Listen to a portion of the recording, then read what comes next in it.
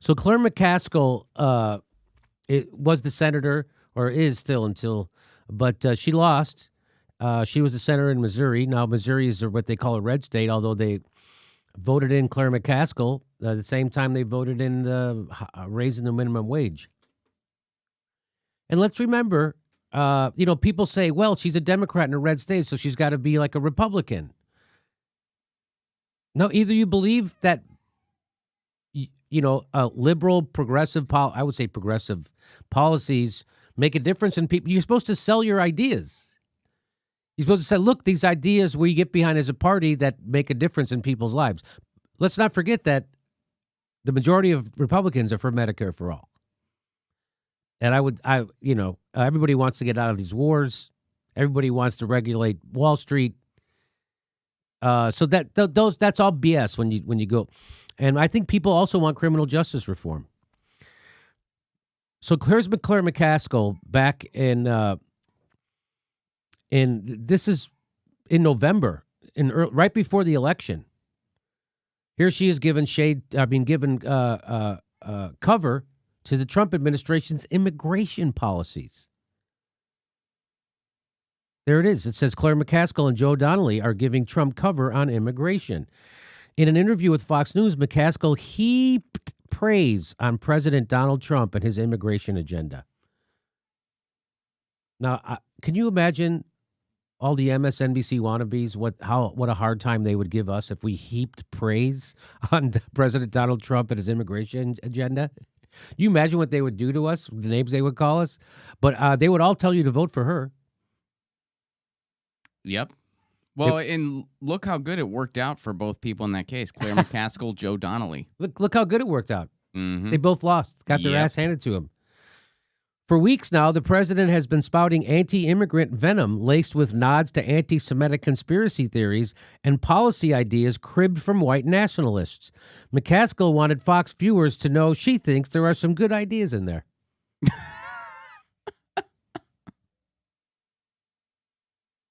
That's how she's running as a Democrat. I do not want our borders overrun, and I support the president's efforts to make sure they're not, McCaskill said, urging Trump to use every tool he has at his disposal. Now, here's the interesting thing. McCaskill's Fox interview ran the day Trump announced he planned to end birthright citizenship through executive order, and one day after the president declared that more than 5,000 American soldiers were being dispatched to the border to confront people, roughly one-third of whom are children, still hundreds of miles away. So that's Claire McCaskill playing it smart. That's being a grown-up. That's facing reality. I'm a realist. I'm a pragmatic. That's a progressive, pragmatic person I'm in Missouri. I got to do some horrible stuff. So this is her. Waleed Shahid caught this. So here she is on her podcast. Well, I don't know if it's her podcast, but a podcast. And listen to now she's going to, it's the person who couldn't be more to the right supporting Donald Trump. By the way, she's in bed with the bankers, everybody. She's a Republican, and she lost. So here's her giving advice to the other Democrats, the new progressives. You ready? We ready for this? Listen to this. Republicans, not defeated Democrats in primaries, if you know who I mean. Well, what's her name? Everybody's fascinated with from New York. Cortez? Yes. I mean, God love her, but I hope she listens to people who defeated Republicans, because it's the people who defeated Republicans in this election that we need to be emulating, not the people who defeated Democrats in primaries. She would be emulating the people who lost to Republicans? Because that would be you. That would be you. Ocasio-Cortez actually got elected. Bernie Sanders actually got elected. Ro Khanna, Pramila Jayapal, they're all elected. That goes back to the kind of pure than pure base that doesn't understand the broader picture. So if you're the pure, you don't understand the so what she's saying is that people like Ocasio-Cortez and us at this show, we don't understand the broader picture. We're not grown up enough to say stuff like, I really support the Trump's immigration policies. That's when you're not grown up. You don't understand what's going on. Isn't that awesome? I like when you say that people don't see the broader picture when you entertain the idea that we can't have the healthcare every other industrialized nation in the world has. Right. Talk about not being able to see the broader picture. If picture. that's not seeing the broader picture, I don't know what is. She saw the picture so broadly, the picture also included her not being in the picture. That's a picture where you're not in it anymore. Here we go. Well, they may understand it, but they are so passionate about their beliefs. They feel that if everybody would just be more pure, more people would come to the cause. And many of them have not. It's not about pure. It's about if more politicians would actually advocate for the people, that would get people out to vote. But when you don't advocate for the people, they don't come out to vote. When Hillary Clinton's the most excited she was, the most animated she was in the whole 2016 campaign was when she was screaming about Medicare will never happen. That suppresses the vote. So this is, again, they love to paint it as what could be pure? Oh, pure. It's not about pure, pure. First of all, I've never seen people as a group defend corruption on a grand scale like that. It's amazing. Because that's what you're saying when you're saying pure. No, you're saying corruption. So, and again, it's not about being pure. It's about politicians being advocates for the people, which is why Trump won. Because he ran as a populist. He promised people health care. He promised to end the wars. He didn't give us health care, but he promised it. He promised to give us jobs. He promised to repeal NAFTA. He promised to get rid of the TPP. Hillary Clinton wouldn't do any of that. She gave us NAFTA. Here, there's more to this. And in a place where the math is unforgiving to that concept. And so I just want to make sure that we don't make a mistake and go so far to the left in nominating a candidate that we lose all those white working class voters that had been a huge part of our party. So far to the left. So far to the left. What is so far to, what does she mean by so far to the left? Advocating for things that the majority of Americans want. Ending the wars, Medicare for all. 9 out of 10 Democrats want it. The majority of Republicans want it now. That's how popular it is. What are you talking about? Well, I think she's just pointing out that a lot of the white middle-class working people will be very disappointed if they don't get to go into debt trying to send their kids to college. I think you're right. That's Listen, it gets worse. Decades ago, while we maintain great enthusiasm by young people, we need somebody who can bridge that divide. So we have an opportunity in 2020, as long as we don't go so far off the left. We need somebody that can bridge that divide. Like, what if somebody is a random no-name from Vermont and in his 70s and appeals to young people more than any politician? Yeah, something like that. Have you seen that anywhere? Did that happen? I can't think of anything. Which divide? I'm out of ideas. Which divide was she talking about? Even I don't even know which divide. I got the impression she was talking about youth. Yeah. Yeah. Being involved. And that's what I got. Being okay. The Democrats appealing to them. And so she wants someone who can appeal to the young people without actually offering them anything. We need someone who can appeal to them, bridge that divide without actually giving them stuff our corporate donors don't want. Exactly. That's what so like a Beto O'Rourke or a Kamala Harris, somebody who actually doesn't offer the people anything, but is approved by our corporate donors. Mm-hmm. Side of the earth, that we alienate those people that when they hear the word free college, they hear that phrase, they think, oh, look, they're giving away something to other people besides me again. I had to earn mine. Why aren't they having to earn theirs? So when someone says that, Claire, about free college tuition at state universities, that's when you explain it to them. And you explain to them the benefits of that.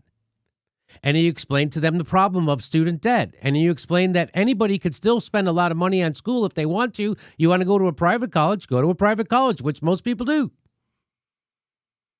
But if you want to go to a state's college, we'll make it tuition free. Because guess what? That's an investment in our economy. That's not a cost. That actually pays off later. It's like putting money in the bank and it accrues interest. That's what putting a person through college does for your country. It accrues interest. That person actually goes on to pay more taxes, make more money, contribute more to society. It's not a cost. It's an investment. So maybe you explain it to them like that. Maybe you talk to people who actually have kids who are going to go to college. I bet they're all for it. But then if she had that response or anything like that, she would have to really examine what's happening to people economically. You know, like, I can't believe that somebody would go, I don't want somebody to get free education. Like, No, really? they do. But But here's they the do. point. Here's the point. Does she offer anything? Does No. she offer Well, this any is what kind I'm- of solution? No, this is what I'm saying. She didn't. I'm saying, what do you say back to those people, Claire? Or what? No, what are Claire McCaskill? What do you say back to those people when they say that? She never says what she says back. Here's what she does say. That thing is real. Sometimes going too far, we turn off people and make So she would say making tuition-free college at state universities, that's going too far for her. What the F? Isn't that nuts? That to her, that's too far left. To have state colleges be tuition-free. Well, she's looking at the broad picture, and nobody else does that. That's no other country does that. So that's what she Listen sees. to this fake scenario she has in her head. And victory is impossible. I'll tell you a true story. I'm at a gas station in Kingdom City, which is a stop in the highway. And this is about a month after President Trump was inaugurated. And there was a good old boy over by the gas pumps. And he said, hey, you, which in Missouri is Senator. So I walked over and I said, what can I do for you, sir? And he started shaking his finger in my face. He said, I voted for you before and I may vote for you again. But I want you to know why I didn't vote for her, Hillary Clinton. I knew she cared about women. I knew she cared about Muslims. I knew she cared about Mexicans. I knew she cared about homosexuals. I really knew she, really cared a lot about black people. But I was pretty sure she didn't give a shit about me.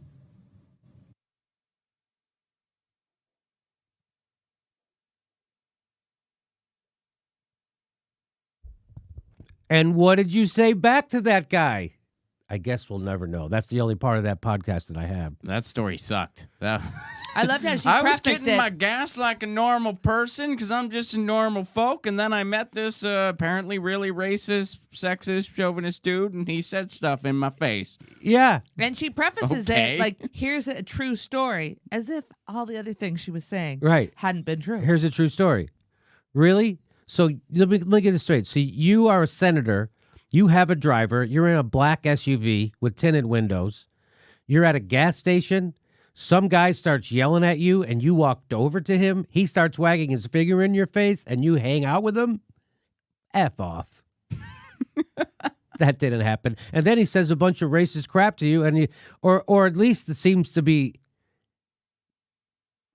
So maybe you don't Well, what did you think that's how Hillary Clinton felt, that she didn't care about him? Is that what you're saying? Maybe Hillary. I don't understand what's the point of that story. That because that the Democratic Party has done token things that help minorities. By the way, they also passed the crime bill, which imprisoned most of them. Right, we're the world's biggest penal colony. So because the Democratic Party does token things to help minorities, when is Whitey going to get on top? That's what that guy was saying. When is it our turn? Well, you know what? Here's the funny thing. All those other people actually would say the same thing to Hillary Clinton. What are you going to do for me? And she would say, nothing. It'll never come to pass. And I'm going to keep the status quo. I'm going to fight for the health care you already have. She had offered people nothing. It's amazing mental gymnastics throughout that It is. podcast, though. So Yes. you think that free college is too far left? Yes. Why do you feel that way? Let me tell you about this random racist at a gas station. I pump gas, by the way. I'm a normal person. End of podcast. Yes. So the woman who, by the way, lost running to the right is now telling people who won running to the left to stop it. Do you see what we're up against? And that's considered the mature adult position. That's what a lot of people, Hillary voters, will tell you. Oh, yeah, of course, you see the big picture. They're too idiot. They're too bad blinders on. They're purists. You lost. You fucking lost. Fighting for nothing. Fighting for nothing, Claire. You lost. All Our next live Jimmy Dore show is February 1st in Burbank, California. Go to jimmydoorecomedy.com for a list of all our live shows, and please become a premium member if you can. Become a patron. It's the way we support this show because they're coming at us, and we give you bonus. We give you hours of bonus material every week. Check it out. Become a patron. And if you can, make sure you're still subscribed. They unsubscribe people every day. I know it sounds crazy. It only takes a second. Please make sure and click that bell when you subscribe so they'll send you a notice